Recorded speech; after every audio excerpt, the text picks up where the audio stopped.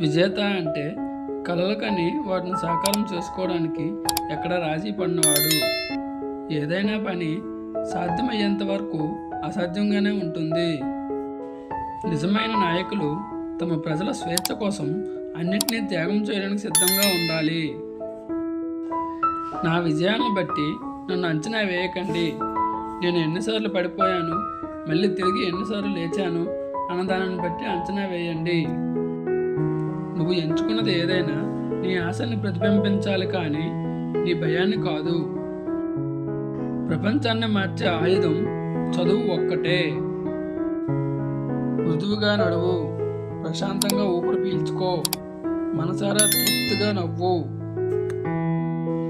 మేధావులు మౌనంగా ఉంటే మూర్ఖులు రాజ్యాన్ని పరిపాలిస్తారు. నేనెప్పుడూ ఓడిపోను. కుదిరితే గెలుస్తాను, లేదంటే నేర్చుకుంటాను.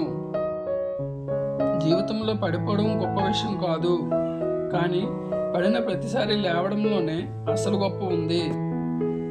సమాజాన్ని మార్చడం కష్టమైన విషయం కాదు, కానీ నిన్ను నువ్వు మార్చుకోవడం అసలైన కష్టం.